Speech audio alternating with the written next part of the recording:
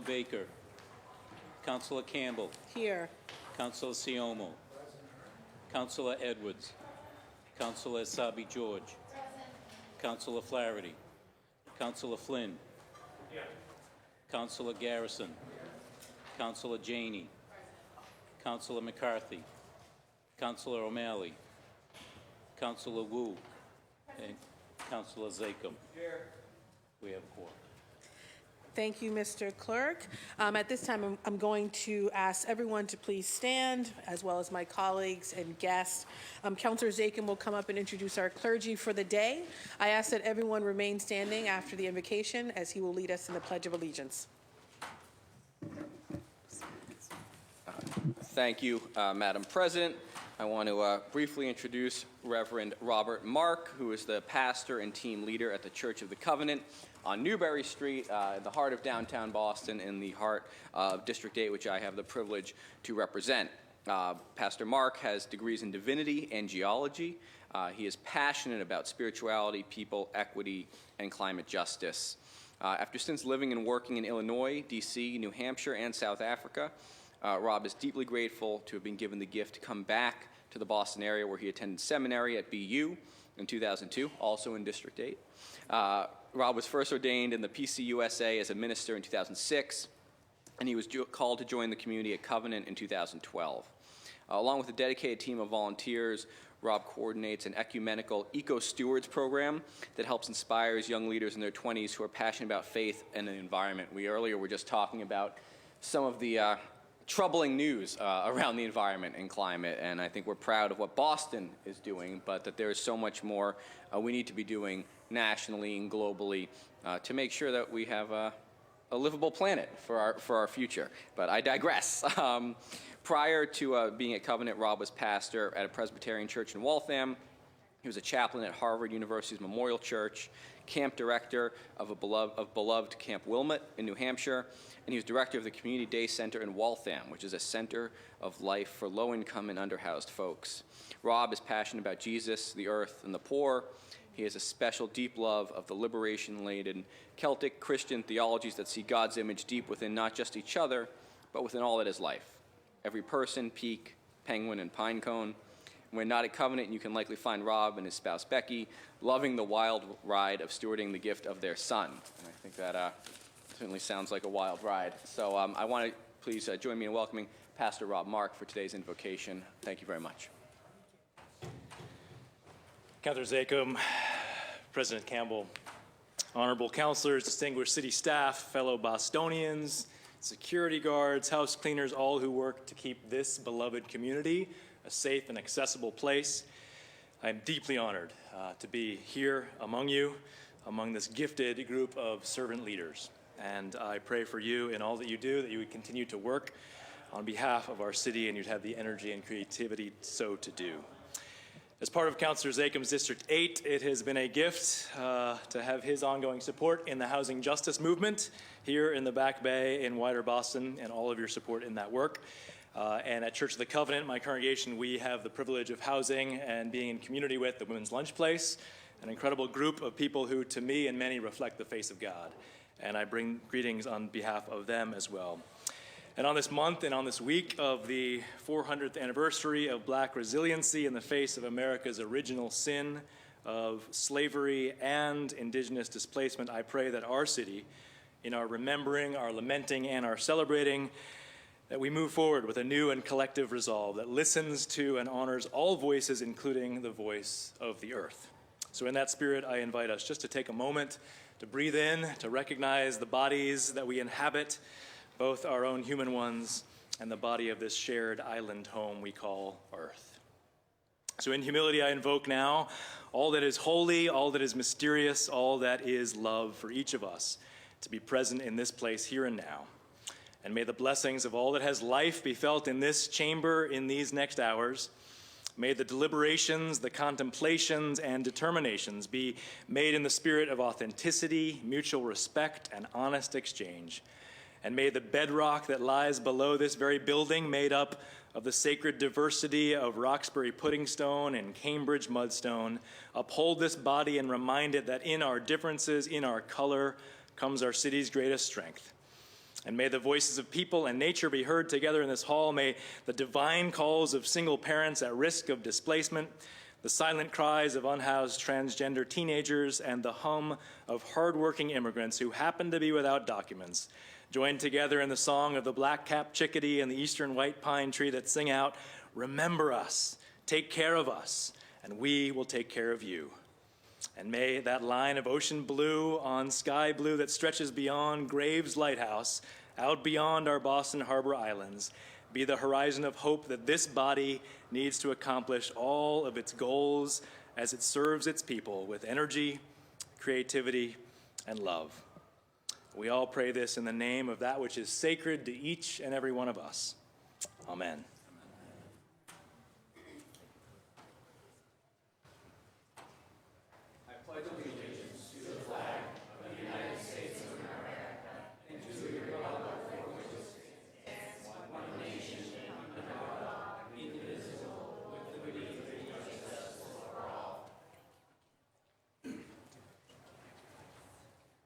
Thank you, Counselor.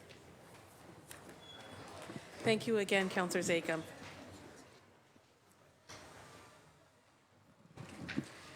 Mr. Clerk, if you can amend the attendance record to reflect that Counselor Baker is here, Counselor Flaherty is here, as well as Counselor O'Malley. At this time, we have a special presentation by Counselor Wu.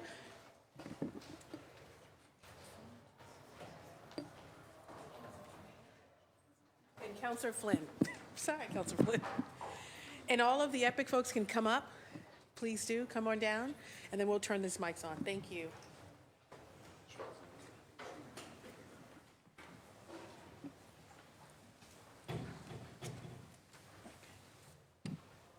So I'd like to invite down to the council floor our EPIC service warriors for the 2019 year.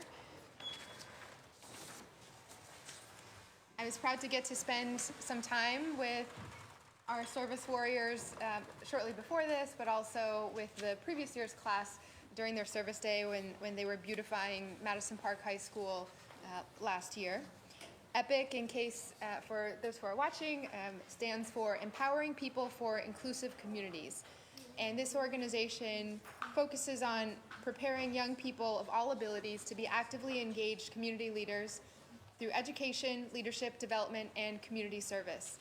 And this class of service warriors, Zach, Nico, Anna, Yongfeng, Miranda, Zuleni, Alexander, Katie, Nathan, as well as the staff who are here, Jeff and Crystal and Ophelia and Sammy, just so appreciate your thoughtful questions, your focus on making sure that you are ambassadors to your communities in learning about all the services at City Hall and how to better advocate to change policies for more access.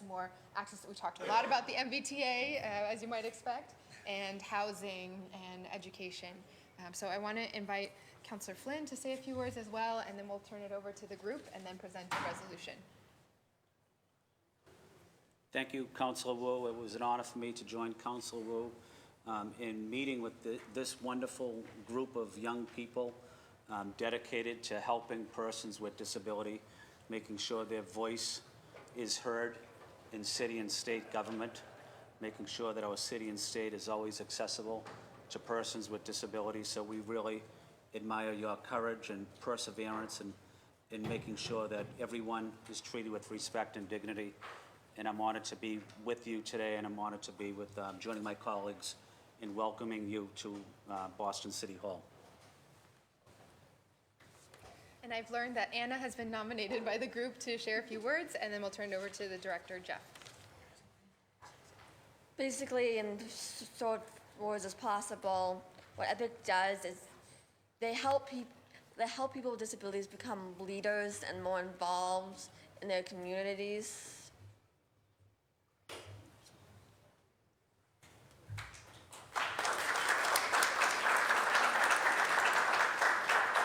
So just to add on to what Anna said, these young leaders are the EPIC Service Warriors. They are from the ages of 16 to 23 and come from all around the greater Boston area, and they have been selected through a competitive process to serve the city of Boston for 1 year.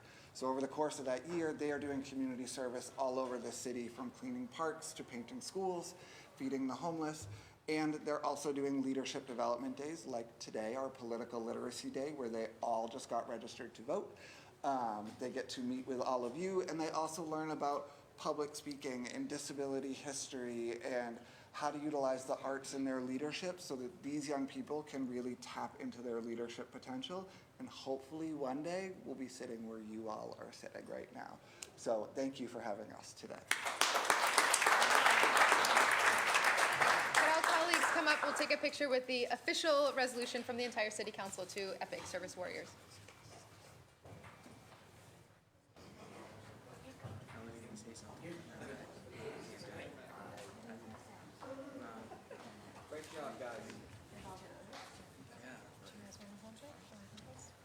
Picture? I'll just hold it.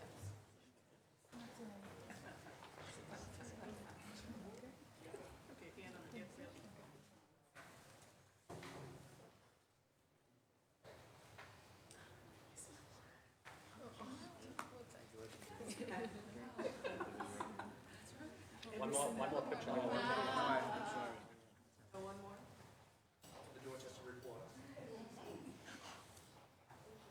Thank you, everyone.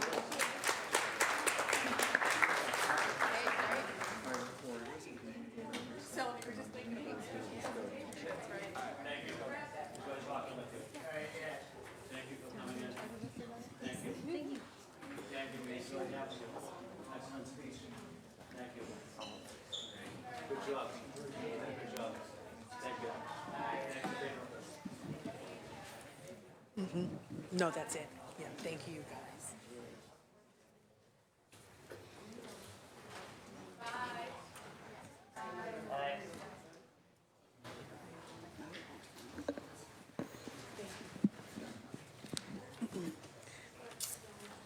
Thank you very much, Councilors Wu and Councilor Flynn, for that special presentation. At this time, we're going to move on to the approval of the minutes. If there are no corrections to be made, the minutes of the last council meeting will stand approved. Seeing and hearing no objection, the minutes are so approved. Moving on to communications from His Honor the Mayor. Docket number 1183, message and order authorizing the City of Boston to apply for, accept, and expend federal fiscal year 2019 Continuum of Care Program grant funds from the United States Department of Housing and Urban Development in an amount not to exceed $33 million. These funds will be used to support programs that provide services and housing to the homeless. Docket 1183 will be assigned to the Committee on Housing and Community Development. Docket number 1184, message and order authorizing the City of Boston to accept and expend the amount of $493,128.77 in the form of a grant for the fiscal year 20 State 911 Training Grant, awarded by the Massachusetts Executive Office of Public Safety and Security, to be administered by the Police Department.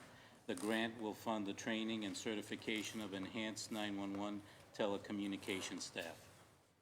Docket 1184 will be assigned to the Committee on Public Safety and Criminal Justice. Docket number 1185, message and order authorizing the City of Boston to accept a donation of a sculpture from the Boston Properties Prue Center Acquisition, LLC. The sculpture is appraised at $360,000. The sculpture is described as follows: Quest Eternal by Donald DeLue. The sculpture is approximately 27 feet height and is made of bronze. Docket 1185 will be assigned to the Committee on Arts, Culture, and Special Events.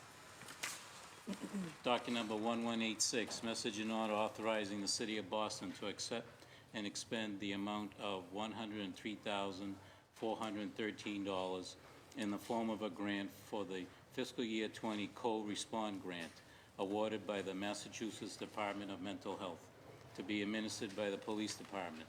The grant will fund a full-time master's level mental health clinician to co-respond with officers in police districts B2 and B3, and a part-time certified peer specialist. Docket 1186 will be assigned to the Committee on Public Safety and Criminal Justice. Docket number 1187, message and order authorizing the City of Boston to accept and expend an amount of $55,000 in the form of a grant for the No Kid Hungry. awarded by Share Our Strength to be administered by the Office of Food Access. The grant will fund food corps members and add staff capacity to the Office of Food Access in order to implement the Breakfast After the Bell program in the Boston Public Schools. Council O'Malley, you have the floor. Thank you, Madam President. Docket 1187 is a $55,000 grant to the Office of Food Access from the Share Our Strength and their No Kid Hungry program. This expenditure will be used for staff capacity in setting up and implementing the Breakfast After the Bell program. This program allows or increases breakfast participation among students and allows them to be ready once they're in the classroom. This has been incredibly successful. This program has been emulated throughout the country. We absolutely support it, given the fact that school will be starting again in a little over 2 weeks. I think it's prudent that we, in the size of the grant, asking for suspension of the rules and adoption of docket 1187. Thank you. Thank you, Councilor O'Malley. Docket 1187. Chair, Councilor O'Malley, if I can speak English today, who's the chair of the Committee on Healthy Women, Families, and Communities, seeks suspension of the rules and passage of docket 1187. All those in favor of passage say aye. Aye. Any opposed say nay. The ayes have it. Docket 1187 has been passed. Docket number 1188, message in order authorizing the City of Boston to accept and expend the amount of $10,000 in the form of a grant from the Rudy Bruner Award for Excellence, awarded by the Bruner Foundation to be administered by the Office of Economic Development. The grant will fund promotion of the vacant commercial space at the prow of the Bruce C. Bowling Building.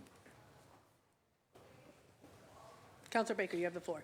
Madam President, I ask that we accept and pass this grant. It's for $100,000, and it's basically to just $10,000. $10,000. I'm sorry, we wouldn't be accepting if it was $100,000. $10,000. It's about advertising an empty space at the bowling building. Thank you, Councilor Baker. Councilor Baker, who's chair of the Committee on Jobs, Wages, and Workforce Development, seeks suspension of the rules and passage of docket 1188. All those in favor of passage say aye. Aye. Any opposed say nay. The ayes have it. Docket 1188 has been passed. Dockets 1189 through 1197? Yes. Thank you, Mr. Clerk. Docket number 1189, message in order for the confirmation of the reappointment of Ms. Mina Carr as a member of the Boston Housing Authority Monitoring Committee for a term expiring January 6, 2020. Docket number 1190, message in order for the confirmation of the reappointment of Ms.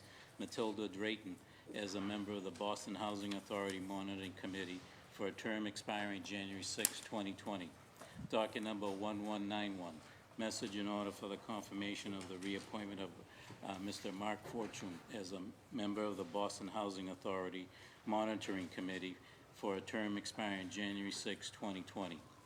Docket number 1192, message in order for the confirmation of the appointment of Mr. John McGann as a member of the Boston Housing Authority Monitoring Committee for a term expiring January 6, 2020. Docket number 1193, message in order for the confirmation of the reappointment of Ms. Julieta Lopez as a member of the Boston Housing Authority Monitoring Committee for a term expiring January 6, 2020. Docket number 1194, message in order for the confirmation of the reappointment of Ms. Eugenia Smith as a member of the Boston Housing Authority Monitoring Committee for a term expiring January 6, 2020. Docket number 1195, a message in order of the confirmation of the reappointment of Mr. David Turney as a member of the Boston Housing Authority Monitoring Committee for a term expiring January 6, 2020. Docket number 1196, message in order of the confirmation of the reappointment of Edna Wilrich as a member of the Boston Housing Authority Monitoring Committee for a term expiring January 6, 2020. And docket number 1197, message in order for the confirmation of the appointment of Ms. Annie Zhang as a member of the Boston Housing Authority Monitoring Committee for a term expiring January 6, 2020. Thank you, Mr. Clerk. Dockets 1189 through 1197 will be assigned to the Committee on Housing and Community Development.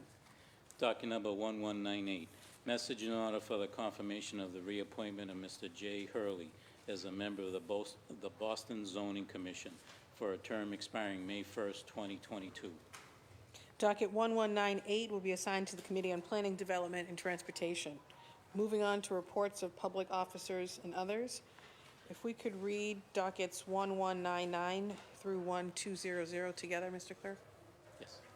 Docket number 1199, notice was received from the mayor of the appointment of Maureen A. Joyce as an ex officio member of the Boston Retirement Board. And docket number 1200, notice was received from the auditing department providing the fiscal year 2020 payroll allotment schedule for all city departments. Dockets 1199 and 1200 will be placed on file. Docket number 1201, the constable bond of Bianca Pierre has been duly approved by the collector treasurer and was received and approved.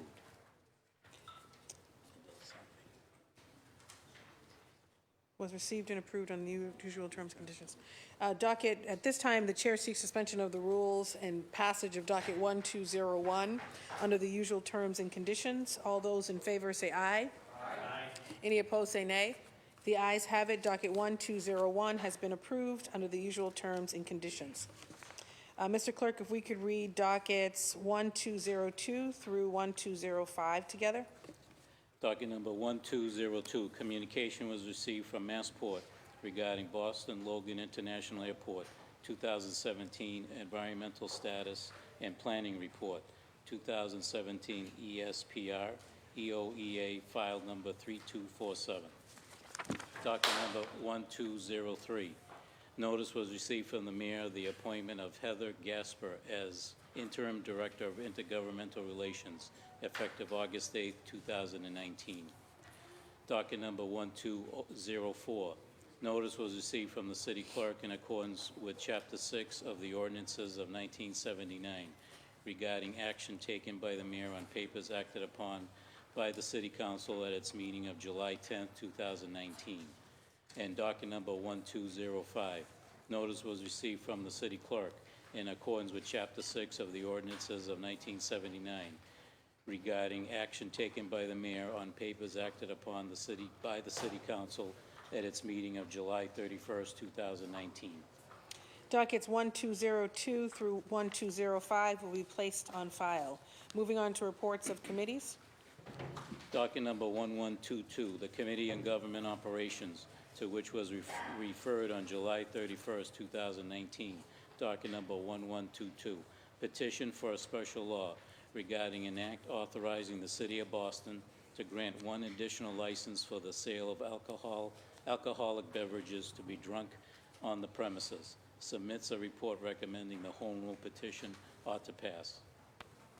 Councilor Flaherty, you have the Thank you, floor. Madam President. The committee held a hearing last Wednesday, August the 14th. At the hearing, Kara Anderson, who's the Senior Project Manager and Director of Preservation from the Architectural Heritage Foundation, provided testimony about the background of the Charles River Speedway building, as well as the thorough community process through which the project has gone through, as well as future plans for the Speedway.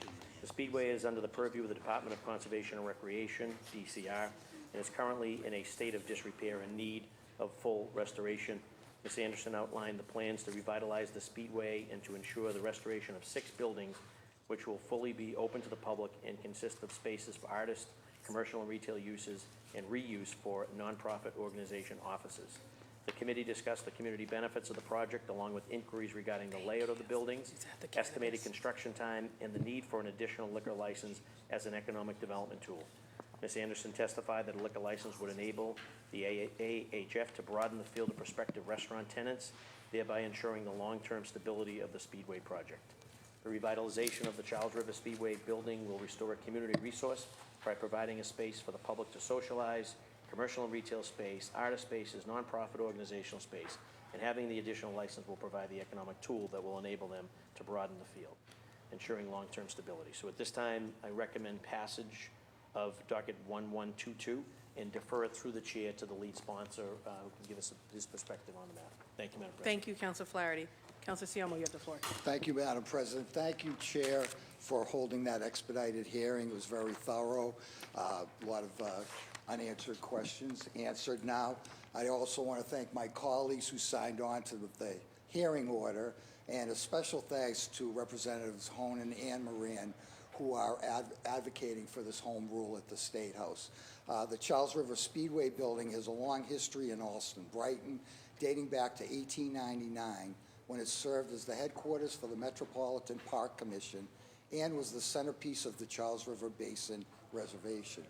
The building slowly fell into disrepair over the next half-century as park operations were moved to other locations.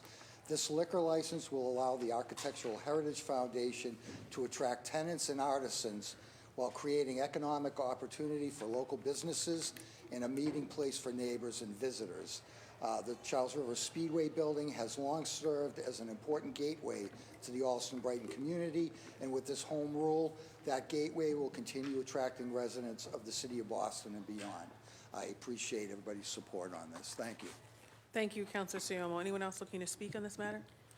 At this time, Councilor Flaherty, who's chair of the Committee on Government Operations, recommends acceptance of the committee report and passage of docket 1122. All those in favor of passage say aye. Any opposed say nay. The ayes have it. Docket 1122 has been passed.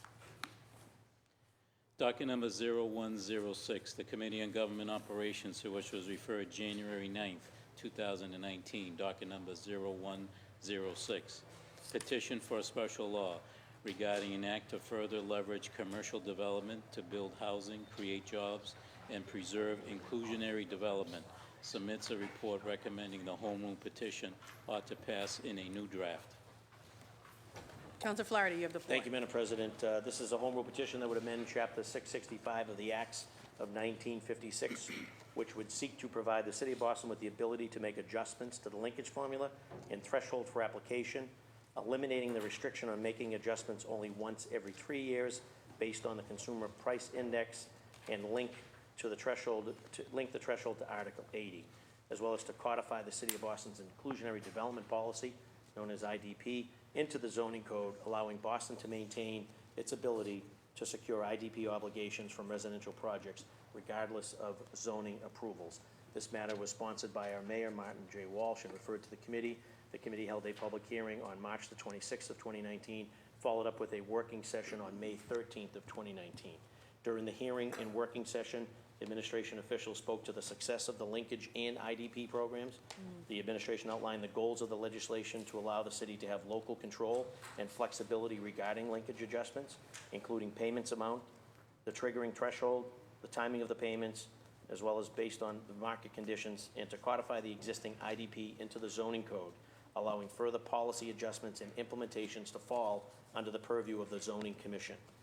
After the hearing and working session, changes were made to the docket in collaboration with the administration, especially with respect to the BPDA's request, which incorporate input from the committee, advocates, and the Office of Corporation Counsel. These amendments include the following: the addition of a preamble to help clarify the legislative intent, the city be given the authority to add income-restricted housing to the subjects covered by zoning, such as height, density, uses, setbacks, etc., as an important tool to help protect general welfare of its residents and as part of good urban planning principles.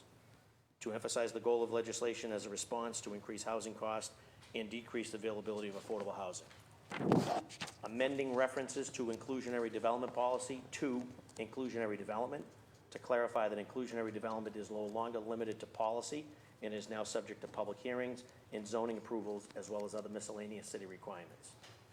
Amending the definition, quote, new large-scale commercial real estate developments affecting the linkage sections 15-19 in the Enabling Act, to restore the 100,000 square foot threshold, which had been eliminated in previous versions, but authorizing the Zoning Commission to establish another threshold as it sees fit, which ensures linkage will still apply should there be a gap between passage of the home rule petition and Zoning Commission taking action to lower the threshold.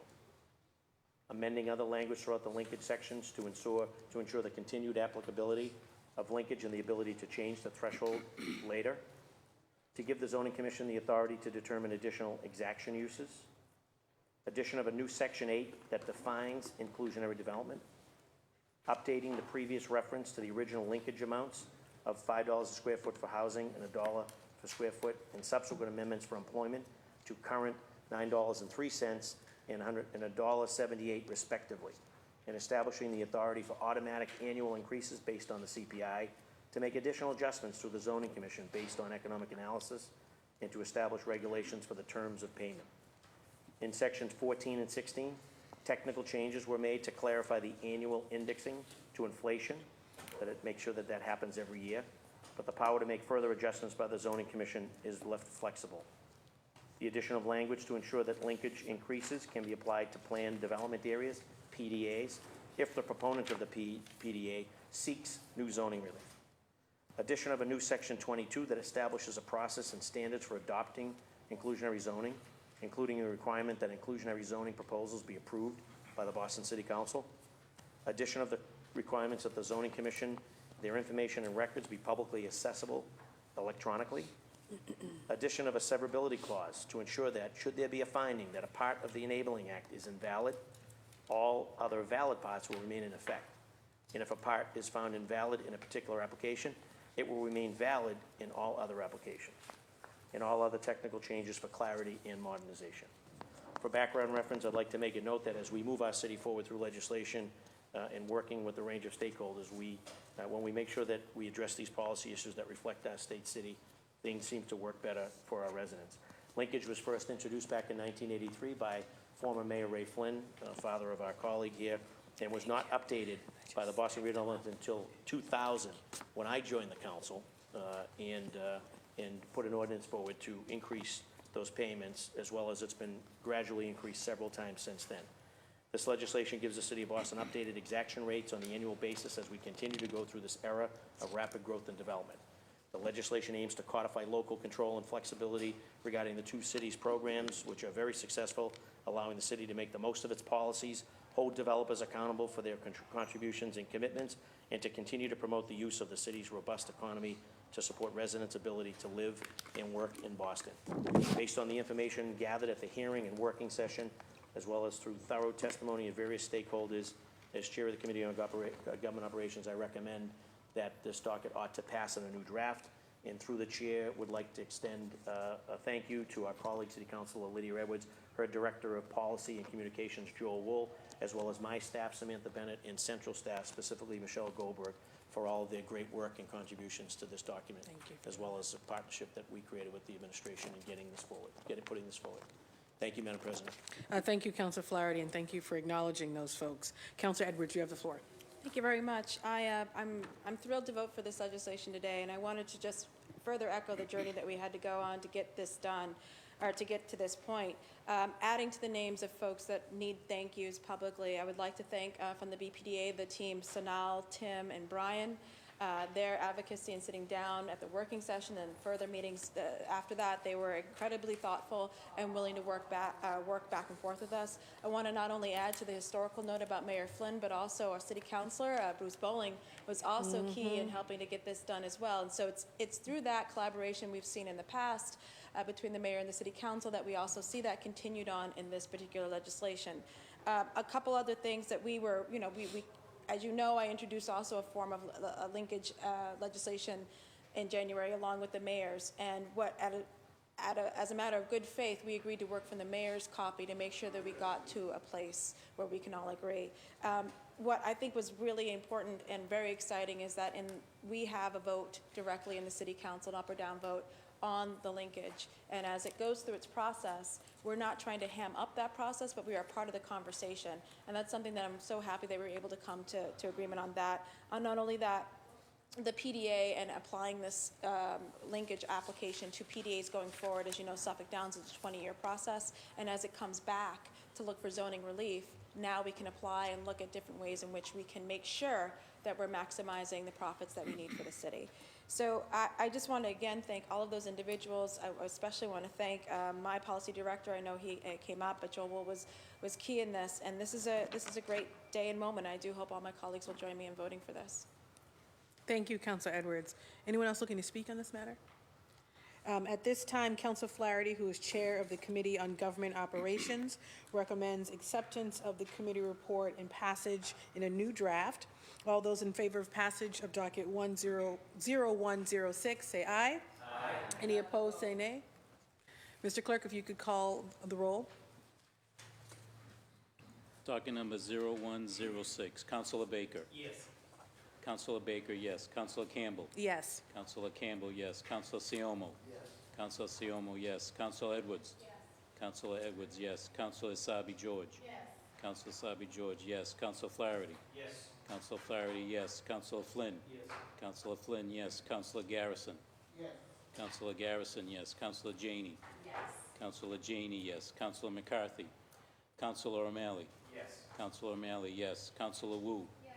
Councilor Wu, yes. And Councilor Zachem. Yes. Councilor Zachem, yes. Unanimous. Awesome. Thank you, Mr. Clerk. I've been informed by the clerk that the docket has passed, so docket has received unanimous support, so docket 0106 has passed. Moving on to matters recently heard for possible action. Docket number 1104, message in order approving an appropriation of $2,200,000 for the purpose of paying for the costs of a feasibility study and schematic design work associated with the renovation or new construction of a facility for the Josiah Quincy Upper School. Upon completion of the feasibility study, the City of Boston may be eligible for a grant from the Massachusetts School Building Authority, and said amount to be expended under the direction of the Public Facilities Department on behalf of the Boston Public Schools. Councilor Siomo, you have the floor. Thank you, Madam Chair.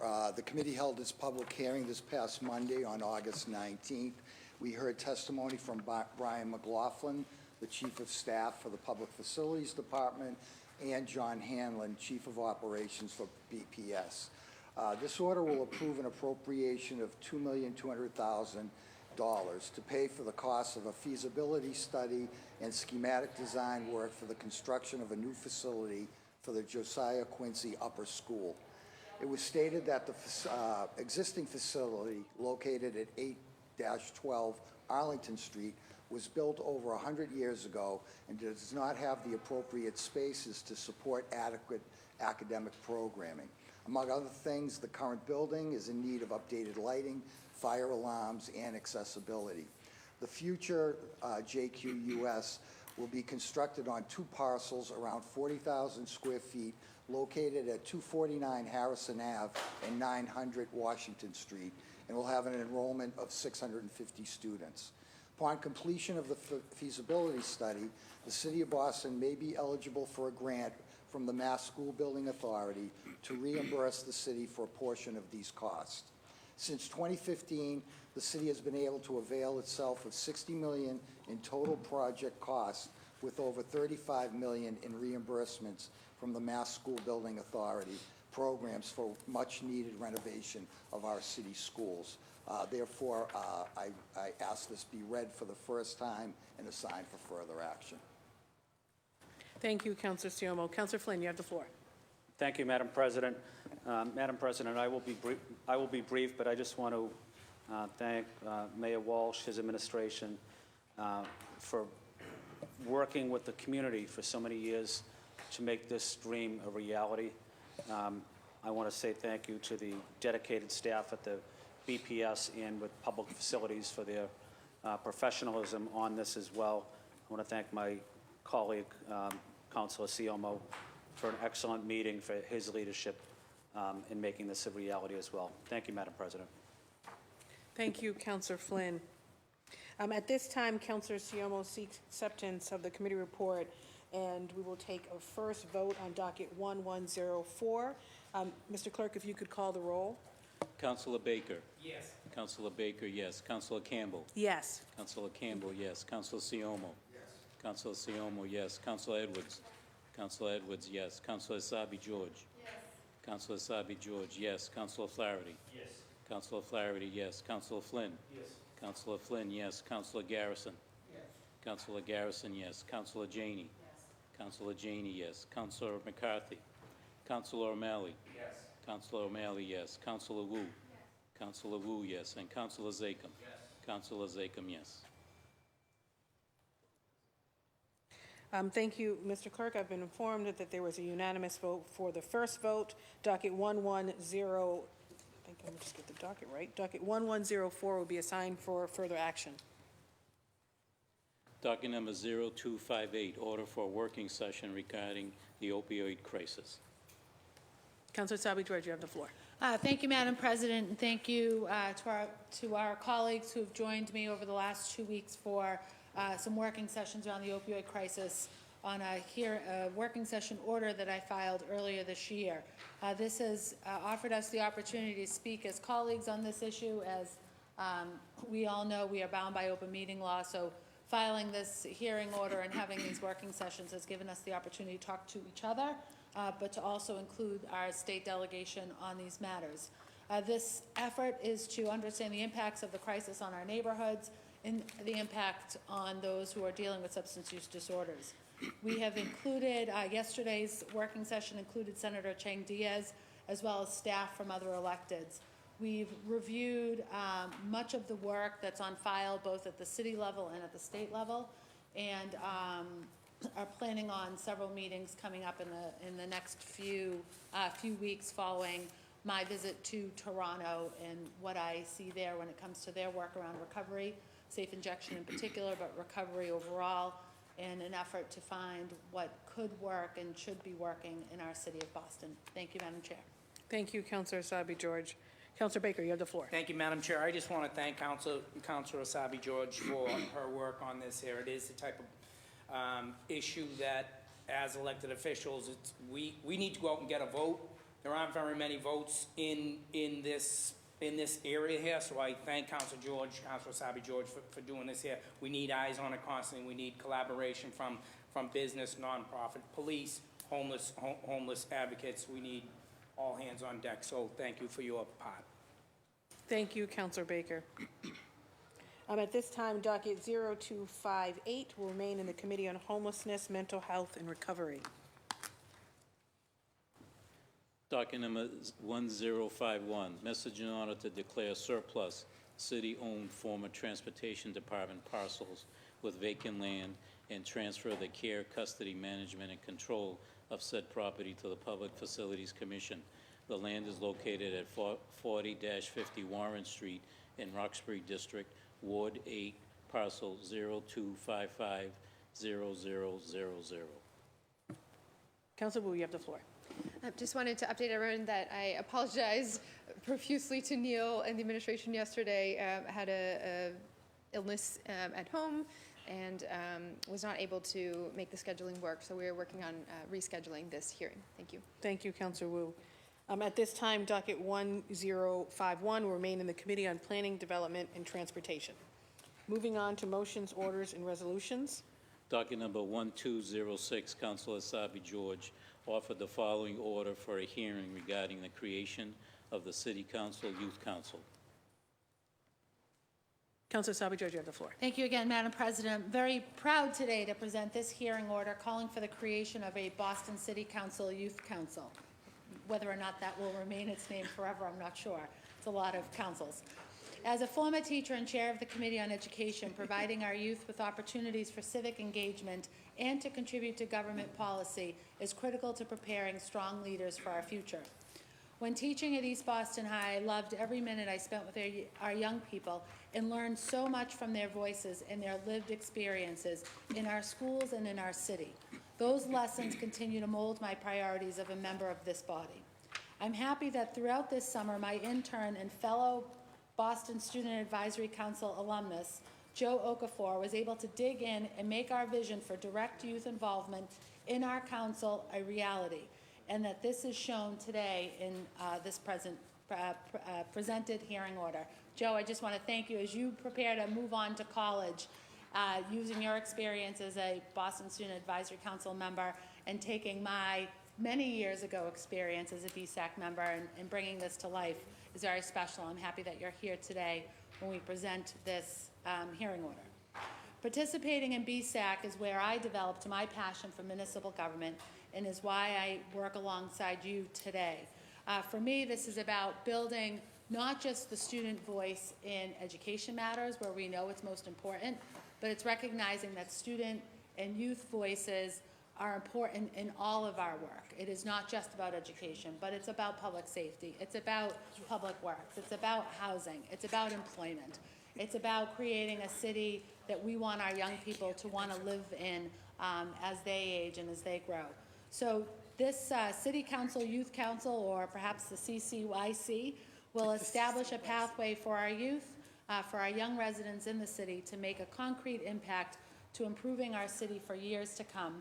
I look forward to this work ahead and discussing with all of you how this Youth Council can really impact in a positive way our work every day on the City Council through the body as a whole and through our committees. Thank you very much. Thank you, Councilor Sabi George. Anyone else looking to speak on this matter or add their name?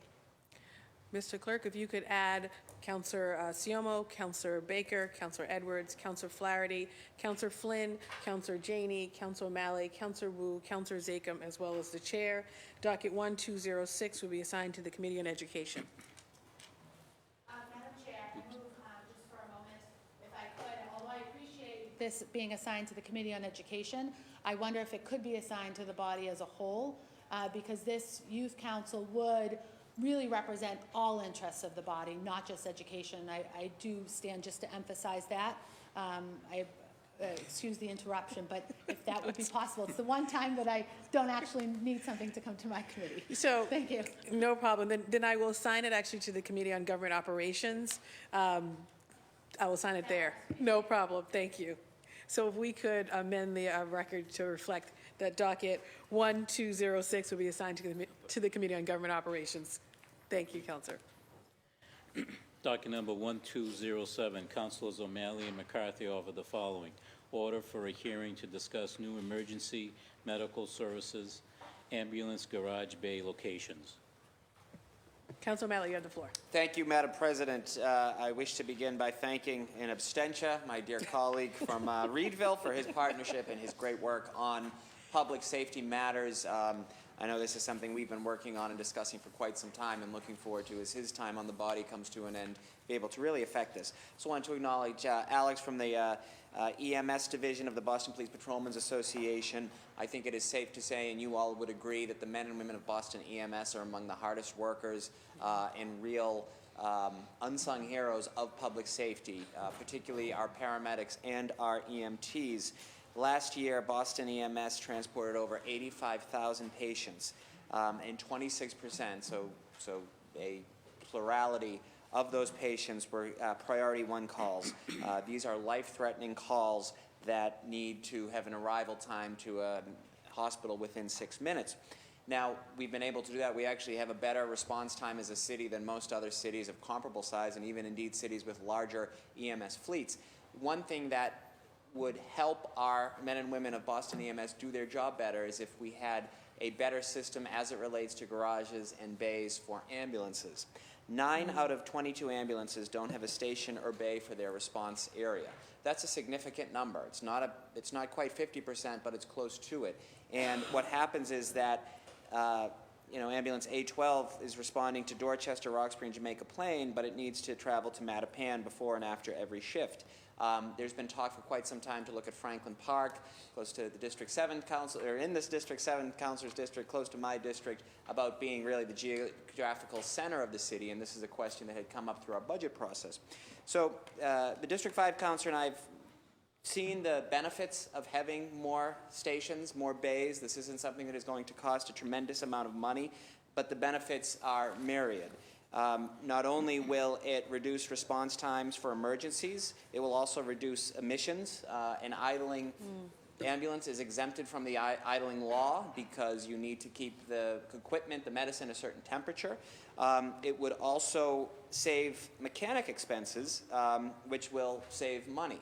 As I've often said, if you're going to, address this from the environmental perspective, an investment now in increased bays and increased garages is going to save money in the long term for our taxpayers. This is a win-win for the residents of Boston, Boston EMS, our environment, and our public health. I think having a hearing to continue the work that many of us were discussing through the budget process is the next logical step, and looking forward at not only placing permanent bays, permanent garages in all 22 zones is something that is long overdue, and it's particularly noteworthy that we focus on this as the city's population continues to grow. So again, thank my colleague for his partnership and each and every one of you for your partnership and leadership on this as well. Thank you. Thank you, Councilor O'Malley. Do you want to move just to, I think there was a new draft or a minor So, Madam correction? President, this was filed correctly with myself and Councilor McCarthy. I think in the packet, I may have made a mistake and just had my name, so we just supplanted a team. But as Got long it. as the clerk's satisfied that both names are listed, I don't think Perfect. that's necessary. Thank you. Thank you, Councilor O'Malley. So if you guys see an additional copy of this order, it's just to ensure that Councilor McCarthy's name was also listed on the hearing order. At this time, anyone else looking to speak on this matter or add their name? Mr. Clerk, if you could add Councilor Baker, Councilor Siomo, Councilor Edwards, Councilor Asabi George, Councilor Flaherty, Councilor Flynn, Councilor Garrison, Councilor Janey, Councilor Wu, Councilor Zakem, as well as the Chair. Docket 1207 will be assigned to the Committee on Public Safety and Criminal Justice. Docket number 1208, Councilors Wu and Janey offer the following. Order requesting certain information under Section 17F regarding equity and procurement. Councilor Wu, you have the floor. Thank you, Madam President. I want to thank my co-sponsor in this and all the council again for everyone's commitment to following up on the equity and opportunity for city contracting ordinance that this body passed in December of 2017. As you recall, part of that ordinance was the requirement to receive quarterly reports on which contracts were being signed and what how many city residents, how many businesses owned by people of color, how many businesses owned by women, et cetera, were included in those numbers. We, since passing the ordinance in December 2017, have received 2 reports. The latest was in May of 2019, and so it is time for the next quarterly report, and just wanted to follow up as we did last time in order to get that report to make sure that we are officially asking for that to continue the work on this. Thank you very much, and hand it over to my co-sponsor. Thank you, Councilor Wu. Thank you so much. Councilor Janey, you have the floor. Madam President, thank you. And I want to thank my colleague and good friend, Councilor Wu, for her leadership, as well as Congresswoman Presley, who was very instrumental in passing this back in 2017. Very important that we have this data so that we can measure whether or not we are doing all that we can to ensure that the business that we do as a city is really supporting local businesses owned by people of color and businesses owned by women. Grateful for the opportunity to partnership on this, and that we need the data. And we've got to have that so that we can make sure that we have the plans in place to do better, because we know what the baseline data is, and there's a lot more work that we can be doing, but we also need it for transparency's sake. So hoping that we can move this process forward. Thank you. Thank you, Councilor Janey. Anyone else looking to speak on this matter? At this time, Councilors Janey and Wu seek suspension of the rules and passage of docket 1208. All those in favor say aye. Aye. Any opposed say nay. The ayes have it. Docket 1208 has been passed. Docket number 1209, Councilor Flynn offered the following order for a hearing to discuss gas leaks in the city of Boston. Councilor Flynn, you have the floor. Thank you, Madam President. Madam President, may I add Councilor O'Malley as an original co-sponsor? Any objection? Mr. Clerk, if you could reflect that Councilor Flynn is adding Councilor O'Malley as an original co-sponsor. Thank You you, have the Madam floor. President. I want to first thank Councilor O'Malley for his leadership on this issue for many years, as well as my colleagues on the City Council, including various groups, Mothers Out Front, the Mass Sierra Club, Gas Leaks Alliance, other environmental groups and advocates. Last year, with the lockout of the United Steelworkers and the tragic explosion in Merrimack Valley, Councilor O'Malley and I held a hearing regarding the safety of natural gas infrastructure in the city of Boston. I am calling for this hearing again, as I view gas leaks in our city as a major public safety issue. It's a public health issue, a social and economic justice issue. And recent events and reports have underscored how important it is that we revisit this conversation. A couple of weeks ago, we had a gas leak on Temple Street in Beacon Hill. Thankfully, the Boston Fire Department quickly arrived on scene and evacuated the area. I contacted National Grid on this issue. This was due to a contractor that caused the damage, but it's a reminder of the risk involved with this infrastructure. Natural gas leaks remain a big issue in the city and state. Additionally, recent reports have also detailed how bad these gas leaks are for the environment and their impact on climate change. These unrepaired leaks are also killing many of our trees across the city. Gas leaks are a public safety and health concern as they pollute the air our children breathe, and big enough gas leaks can lead to a fire or explosion like we saw in Merrimack Valley. Again, Madam President, I'm calling for this hearing because it's a major public safety issue. We have hundreds of gas leaks that are ongoing right now throughout the city. Our children are exposed to them. They're breathing in these gases. And as a city and as a state, we have a responsibility to work closely with National Grid, who last year locked out the workers. But because of that, we still have many more gas leaks that are taking place across our city and state, and it has to be a top priority for our government to deal with these gas leaks. Thank you, Madam President. Thank you, Councillor Flynn. Councillor O'Malley, you have the floor. Thank you, Madam President. Rise to, again, thank my dear colleague and friend from District 2 for his partnership and leadership on this. One of the things I am most proud of my time on this body is passing the gas leaks ordinance back in 2016. It was set to go into law a year later, and one of the utility companies decided to bring legal action as opposed to working with us. There was nothing overly burdensome or difficult about this ordinance. It simply allowed for better transparency, better coordination whenever a street was opened up, and a real concrete plan to fix these leaks. There are thousands of these leaks throughout the city of Boston. As ratepayers, we are paying for that unaccounted for gas. The health risks, the public safety risks, the environmental risks that these pose each and every day are too numerous to count. And it's been very hopeful that so many coalition partners have come together to work with us, that this body has really led in this space. So I commend, again, my partnership with the District 2 Council. I look forward to a hearing, and hopeful we can come up to some understanding to address this. This needs to be fixed now. It is far too long, and it is quite frankly insulting that rather than working with this city, utility companies have sought to bring suit as opposed to working with us. We want to fix these leaks now. Thank you. Thank you, Councillor O'Malley. Councillor Sabi George, you have the floor. Thank you, Madam Chair. I ask that my name be added in support of this hearing order. I would also ask that we ask specifically about leaks that are in close proximity to any of our schools.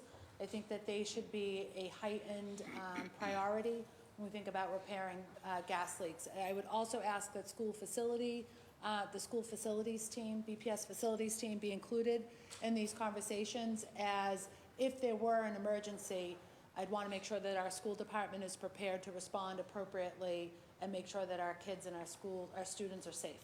Thank you, Madam Chair. Thank you, Councillor Sabi George. Councillor Edwards, you have the floor. Thank you. I wanted to commend the makers for your leadership already. I've proven Councilor O'Malley in the environmental space and environmental justice space particularly, and Councilor Flynn, and you're looking at the infrastructure and making sure that our city is functioning as it should. I just wanted to echo already what you've said and what my colleague Councilor Sabi George has said, but also add to this conversation. I really do hope that we're talking about a structural analysis at the city, looking at how we are truly going to become a green city. And when we're from not the policy of the past, but looking at the gas leaks that's happening, to whether substations are necessary, to whether pipelines are coming in, I really think there needs to be a true conversation, almost looking at the top 10 things that need to happen structurally for our city to get to be more green and to assure that we are truly resilient. And I think this is part of that conversation. So I hope that when we emerge from that hearing, we're talking about literally how we analyze this and how we go forward, dealing with all sorts of ways in which corporations or companies that may not be green are going to become green if they're going to do business here. Thank you. And add your name. Yes, please. Thank you.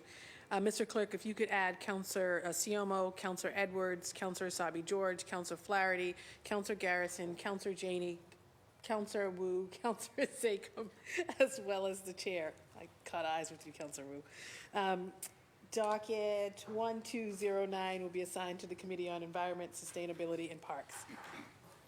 Docket number 1210, Councilor Wu offered the following order requesting certain information under Section 17F regarding frontage road. Councilor Wu, you have the floor. Thank you, Madam President. Similarly, just wanted to log an official ask on this.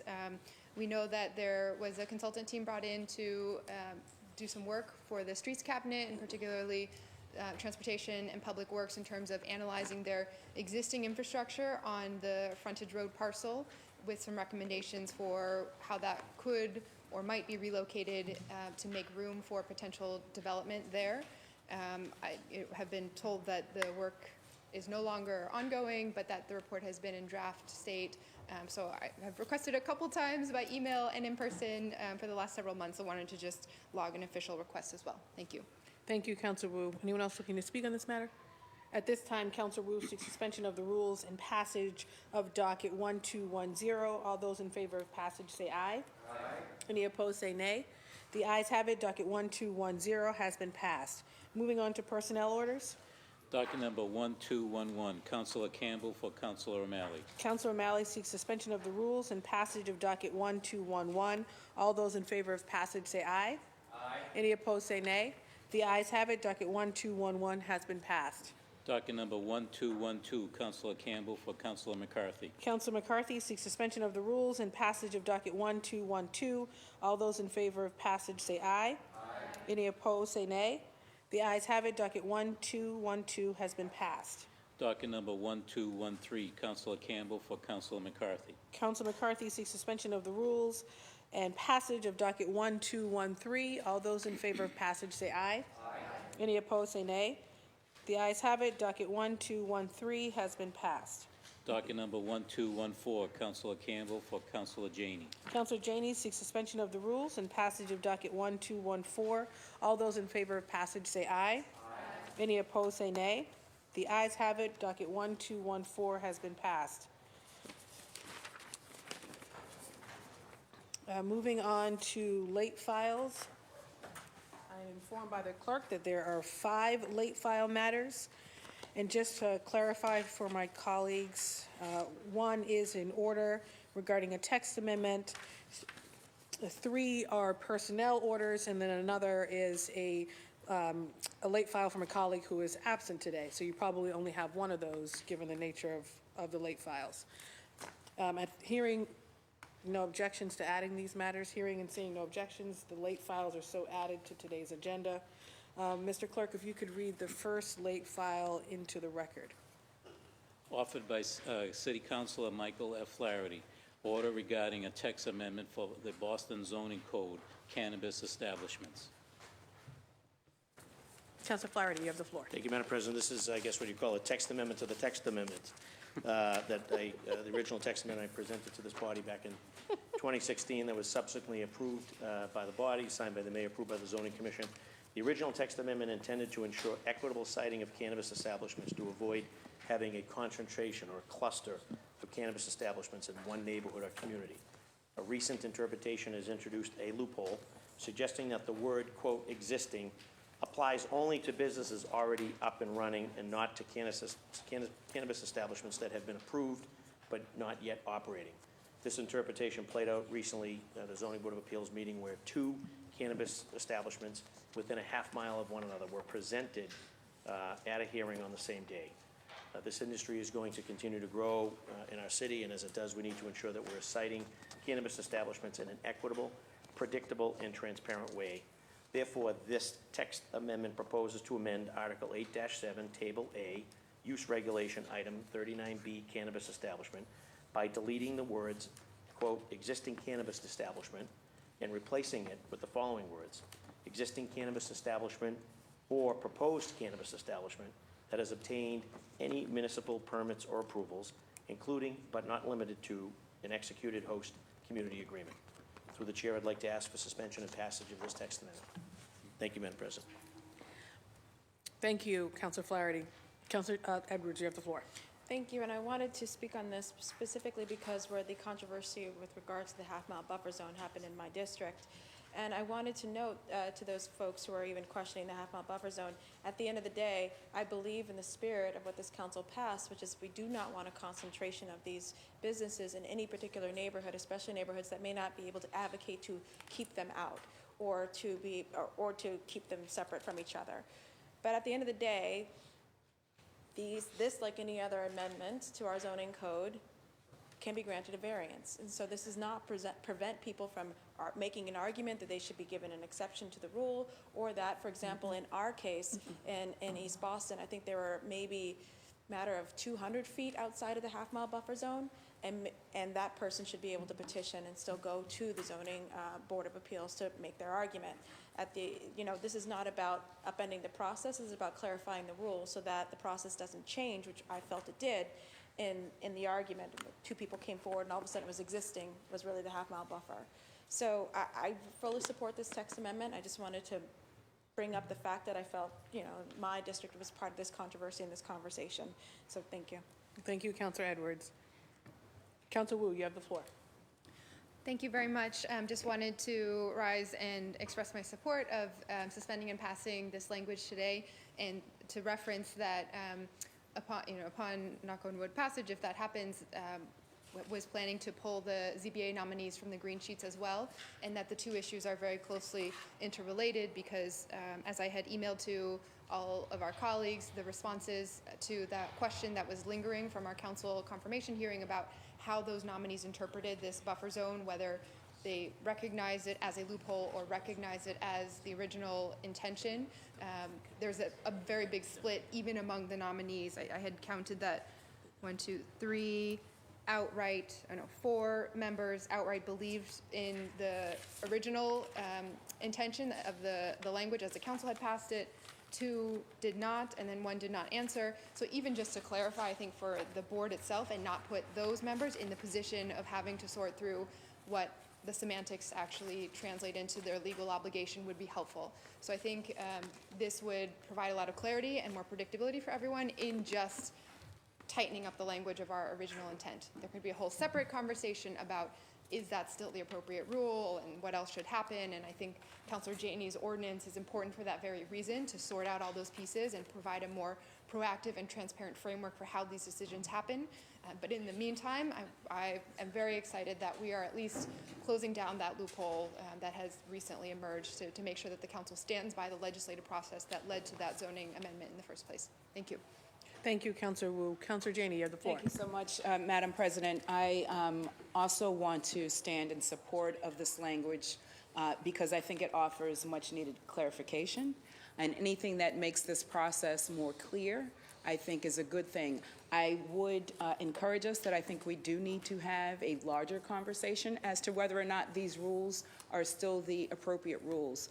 I would agree that I think the intent and spirit is that we don't want these businesses clustered in vulnerable neighborhoods, but I think we do need to have the conversation as to whether or not the current zoning or this proposed language is going to either help or hurt those that we are trying to help through this emerging industry. And so it's very important to me that we are not creating additional barriers for equity applicants or economic empowerment applicants. I think that this language, however, does add much needed clarification. So I will support the additional language. Thank you.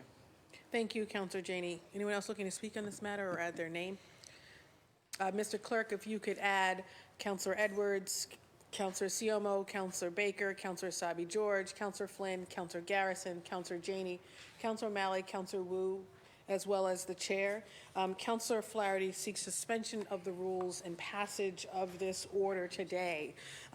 All those in favor of suspension of the rules and passage say aye. Aye. Any opposed say nay. The ayes have it. The first late file matter has been passed. Moving on to the other late file matters. Perfect. Personnel orders, Councilor Campbell for Councilor Sabi George.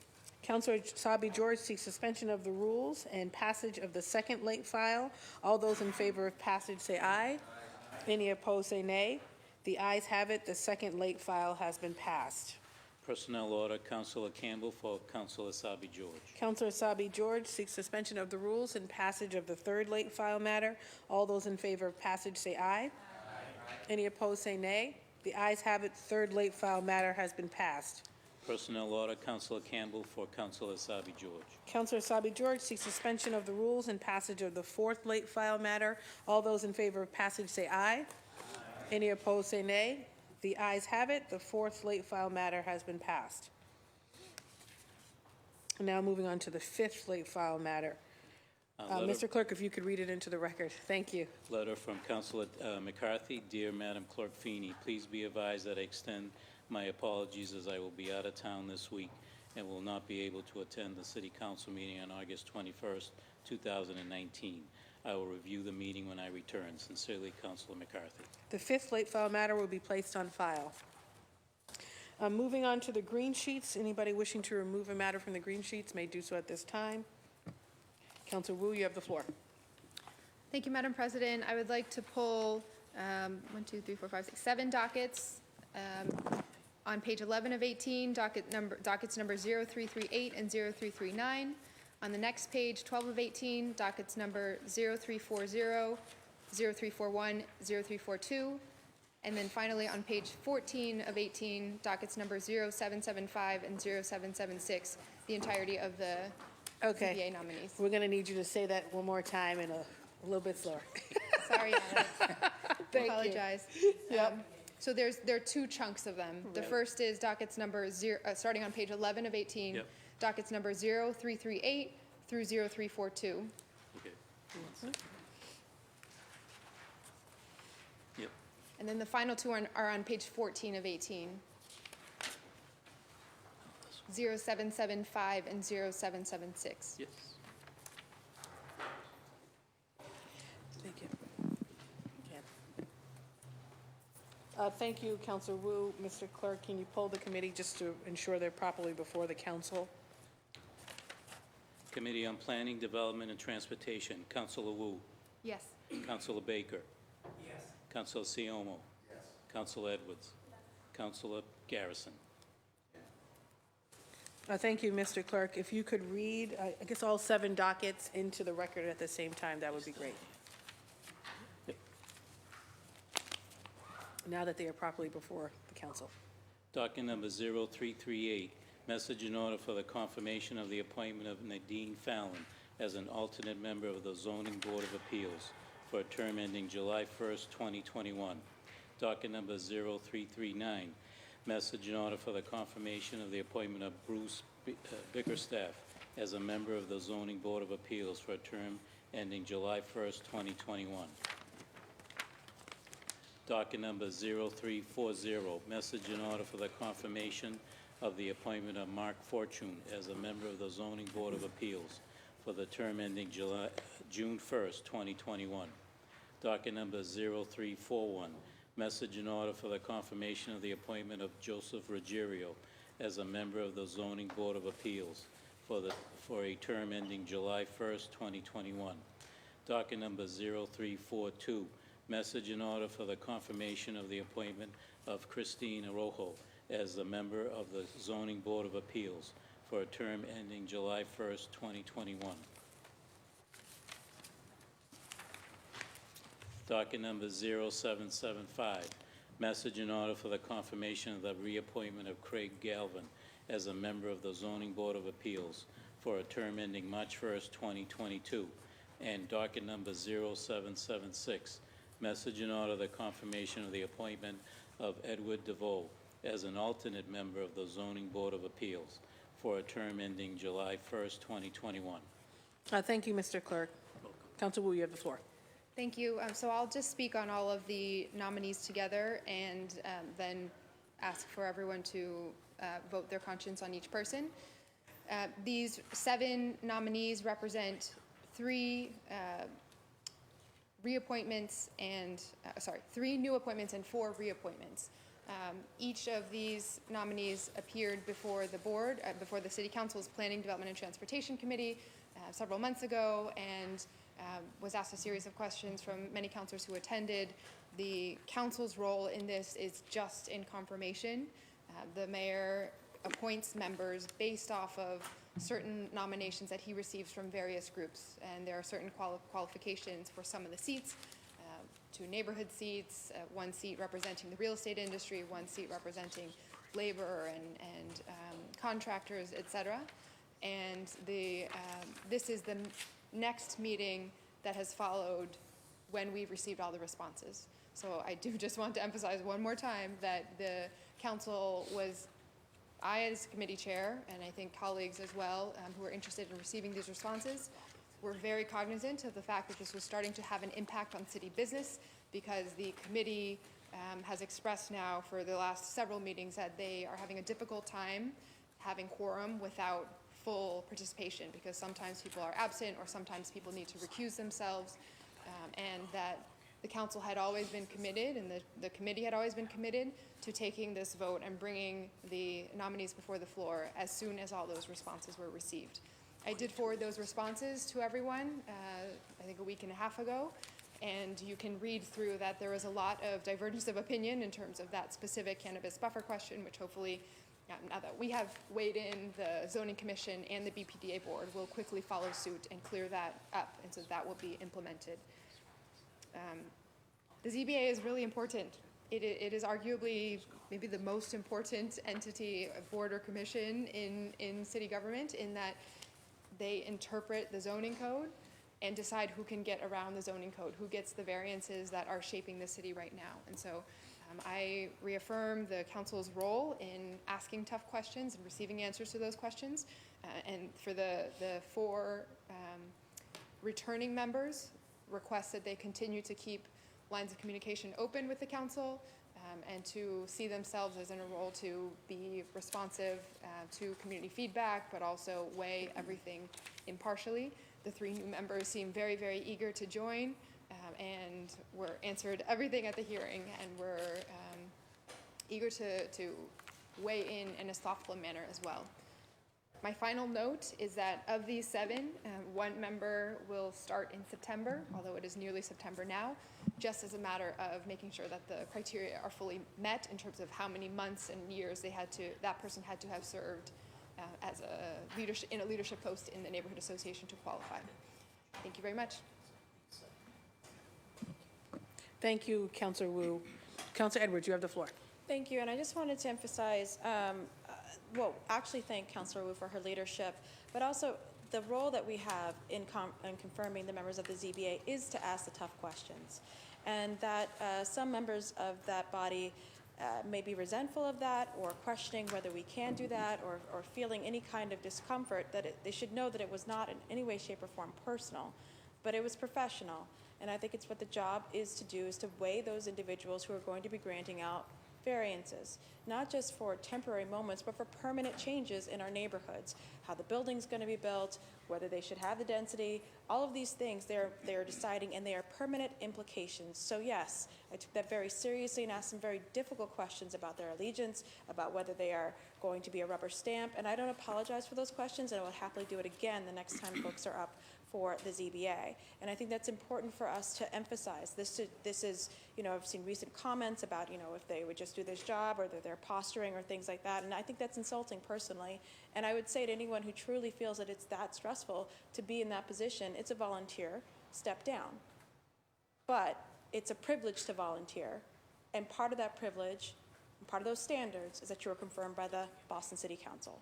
So I intend to vote to confirm these individuals to get onto the ZBA, but in no way, shape, or form do I posture about when I'm questioning people's ability or qualifications to be on the ZBA. I take it very seriously.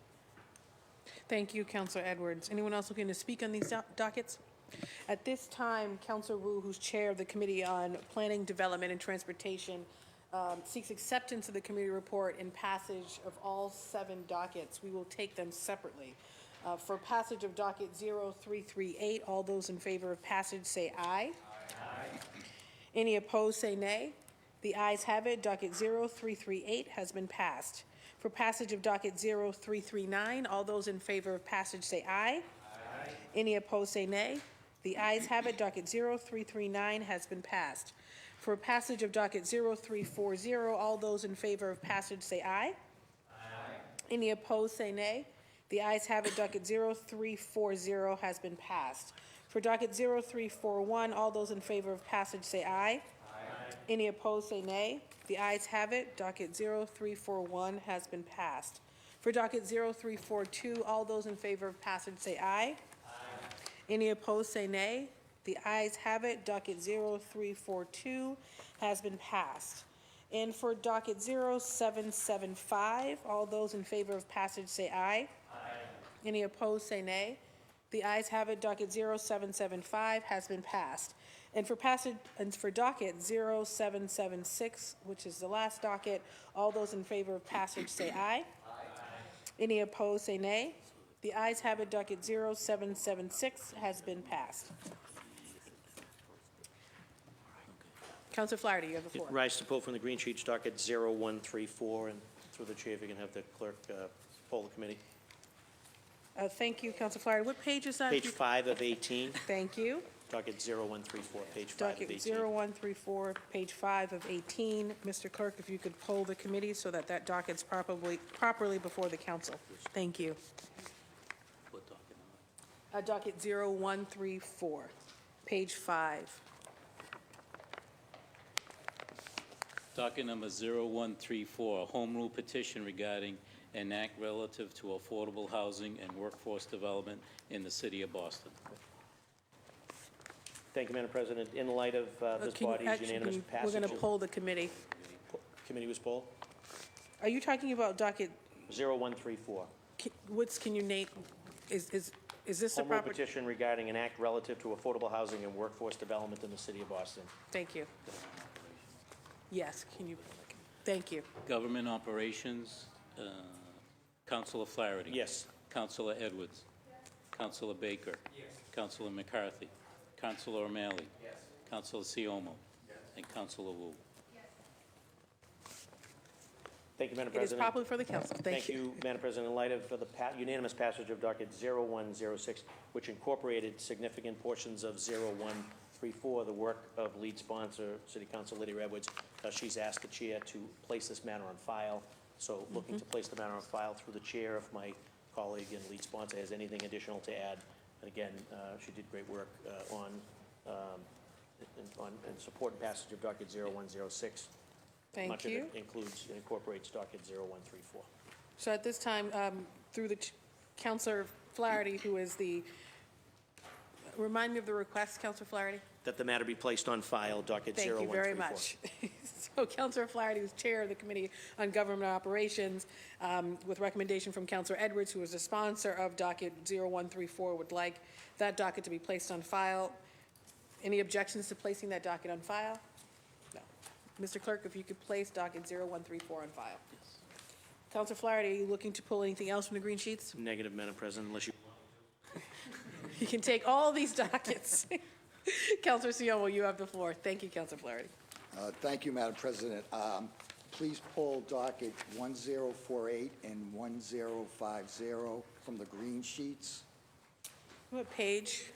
Page 2, assigned for further action, and Okay. the detail is on page 17 of 18 and 18 of 18. Okay, page 17 of 18 and 18 of 18. Both these dockets we previously voted on, and Councilor Siomo seeking a second vote. Mr. Clerk, if you could read those dockets into the record. I don't think we need to, no. Docket numbers 1048, message and order authorizing an appropriation in the amount of $12,101,645 for the purpose of paying the costs associated with boiler and window door projects at the following schools: the Rafael Hernandez School, the Patrick Linden School, Donald McKay School, James Otis School, Joshua Quincy School, and the John D. O'Brien School of Mathematics and Science. And docket number 1050, message and order approving the appropriation of $400,000 for the purpose of paying for the cost of a feasibility study and schematic design work associated with the renovation or new construction at the following schools: McKinley 12 K through 12, Curley K through 8, and the Mary Lyon School, for which the City of Boston may be eligible for a grant from the Massachusetts School Building Authority.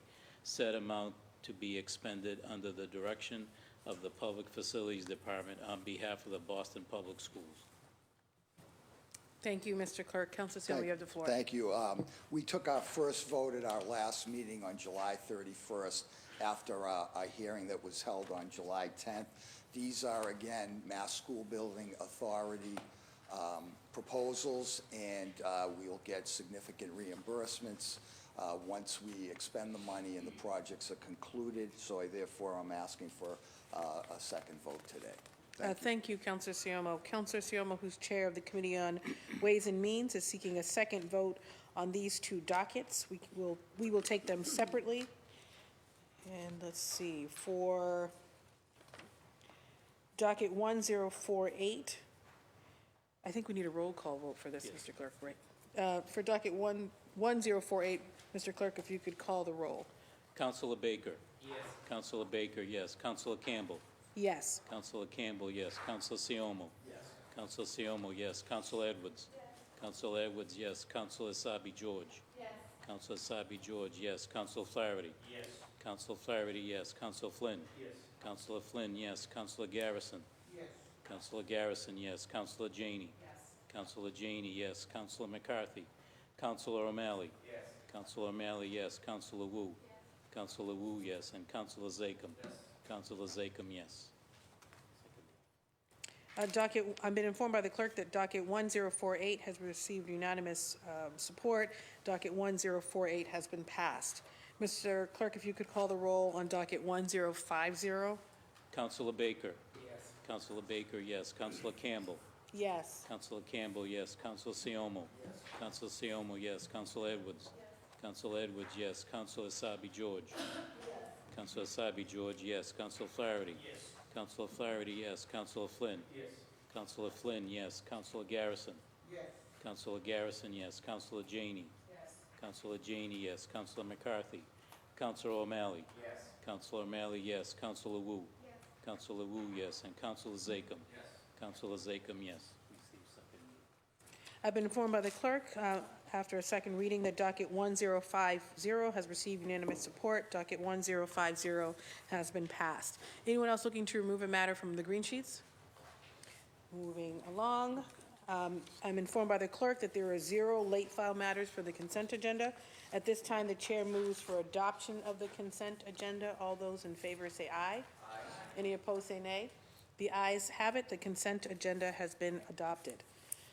And before I have us all stand for memorials, I just wanted to I told myself I wasn't going to get emotional, take a quick moment to just acknowledge Mr. Phil Campbell, who I often referred to as Mr. Campbell, who we lost after a period of illness, but who worked for the city of Boston for decades and served the council for years. We have been in touch, of course, with his family, as well as his daughter, who brought him in at one moment to come and say hello to everyone. I think everyone saw that he wasn't doing well then. But I just wanted folks to continue to keep his family in your thoughts, your prayers, and just to acknowledge him for the work that he did on behalf of the council and as an institution, and also on behalf of all the individual councilors who've come through this body. So may he rest in peace. And of course, we'll continue to think about Mr. Phil Campbell, AKA Mr. Campbell. So thank you, guys. At this time, I apologize, Councilor Flaherty of the floor. Just rise to make a brief statement to recognize the talents of someone working in my office. No problem. Thank you, Madam President. As I dropped my baby girl off to college this morning, I got your 3-minute message. which was very difficult, but actually one less car in the Flaherty household for those. Oh my goodness! For those that have any interest in Flaherty. that.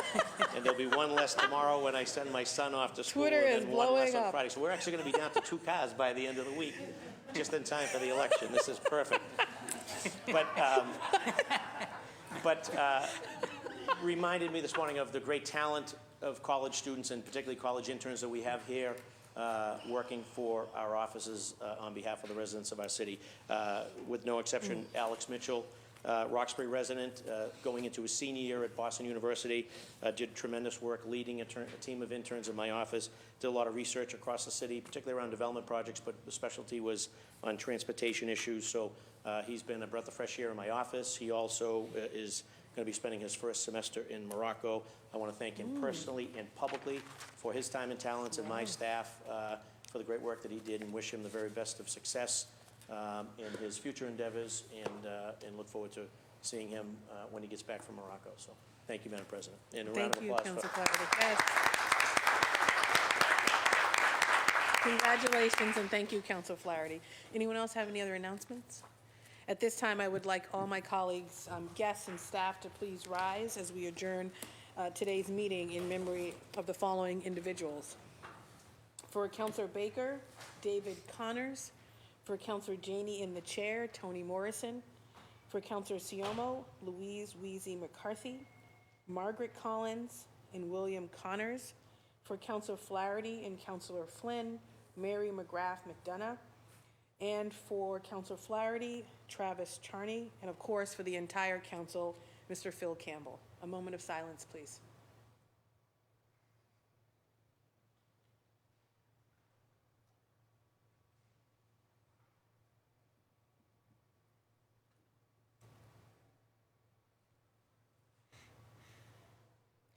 Thank you. The chair moves that when the council adjourns today, it does so in memory of those aforementioned individuals, and we are scheduled to meet again in this chamber on Wednesday, September 11th at 12 noon in this chamber at Boston City Hall. All those in favor of adjournment say aye. Aye. Any opposed say nay. The ayes have it. The council is adjourned.